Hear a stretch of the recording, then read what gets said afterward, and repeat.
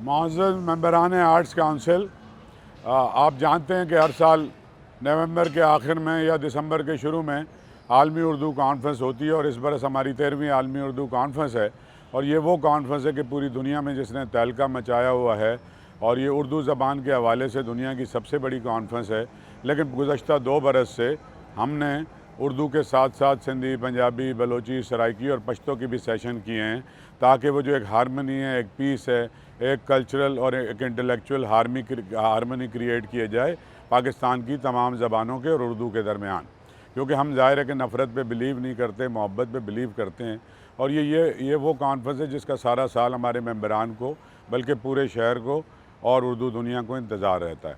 तो आपको ऑलरेडी पता है कि 3 दिसंबर से 6 दिसंबर तक कॉन्फ्रेंस हो रही है। हमारी पूरी तैयारियां कॉन्फ्रेंस की मुकम्मल हैं। सूरत हाल इस दफ़ा मुख्तलिफ है। आप जानते हैं कि पेंडेमिक है और 100 बरस बाद एक ऐसा अज़ाब आया है दुनिया के ऊपर। तो उसमें हमने ये तय किया कि सारी SOPs आर्ट्स काउंसिल अब मास्क भी प्रोवाइड करेगा, सैनिटाइज़र भी करेगा, कुर्सियाँ भी फासले से रखेंगे। और इस दफ़ा एक और बात यह है कि कोई भी सेशन हम हॉल ऑडिटोरियम्स के अंदर नहीं कर रहे। हमारे पास 3 ओपन वेन्यू हैं, ZA Bukhari open air theatre, Jaun Elia lawn और गुलरंग लॉन। तो इन 3 जगह पे पूरी कॉन्फ्रेंस रख रही है। और अमजद इस्लाम, अमजद, इफ्तिखार आरिफ साहब सब मौजूद हैं। इसमें अनवर मकसूद साहब हैं, उसमें ज़िया मोहुद्दीन हैं, सुहेल अहमद अजीज़ी हैं और बहुत से लोग जो दुनिया भर से आ रहे हैं और पाकिस्तान से। कुछ जैसे हिंदुस्तान से हमारा बॉर्डर बंद है तो वो लोग नहीं आ पाएंगे, लेकिन वो भी डिजिटली इसमें शरीक होंगे।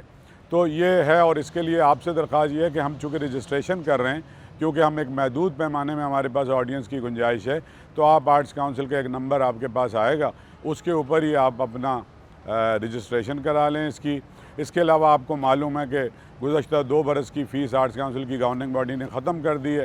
क्योंकि फिर आप 300-300 रुपये की रसीदें कटाते, फ़िज़िकल इंटरेक्शन होता। तो आपकी सेहत हमें बहुत अजीज़ है। अब जो इस वक्त माली वसाइल हैं आर्ट्स काउंसिल वो ऐसे हैं कि अब कोई ऐसा फ़र्क नहीं पड़ता। जो आप अगर 600 रुपये ना दें तो अल्लाह के फजल से और हमारी कोशिशों से आर्ट्स काउंसिल एक माशी तौर पे बहुत मजबूत अदारा बन चुका है। तो अब अगर जो भी मेरे 6200 के करीब हमारे वोटर 2018 के इलेक्शन में थे, अब वो ऑटोमेटिकली वोटर बन गए। लेकिन उससे पहले के कुछ लोग जिन्होंने अपनी फ़ीस नहीं भरी, वो भी 30 नवंबर तक अपनी फ़ीस भर के इस इलेक्शन में हिस्सा ले सकते हैं। इलेक्शन का शेड्यूल अभी मैं नहीं बता रहा, क्योंकि वो कमिश्नर कराची जो चीफ़ इलेक्शन कमिश्नर हैं वही बयान करेंगे। ना मैं आर्ट्स काउंसिल की कारगुजारी पे ज़्यादा बात करूँगा। वो हमसे ज़्यादा आपको ख़बर है कि नई बिल्डिंग तैयार हो गई, इंटरनेशनल स्टैंडर्ड के ऑडिटोरियम्स बन गए, गैलरीज़, लाइब्रेरीज़, जो कुछ ब्यूटिफिकेशन हमने की है, पुरानी बिल्डिंग को नया कर रहे हैं। तो वो सारी चीज़ें हुई हैं जिसका हमने कभी वादा भी नहीं किया था। और फिर पेंडेमिक के अंदर पाकिस्तान के किसी अदारे ने अपने मेंबरान की ऐसी खिदमत नहीं की, चाहे वो राशन बांटना हो हर 15 रोज़ में, चाहे वो कैश ग्रांट ऐसे मेंबरान की जिनको ज़रूरत है, वो सब हमने किया है।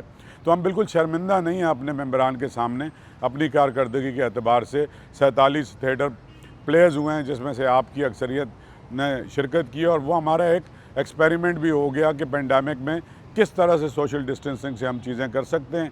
अपना और अपने घर वालों का और अपने ख़ानदान का भी ख्याल रखिएगा, और हमें भी और आर्ट्स काउंसिल को भी अपनी दुआओं में याद रखें। आपसे आर्ट्स काउंसिल की आलमी उर्दू कॉन्फ्रेंस में मुलाकात होगी। बहुत शुक्रिया।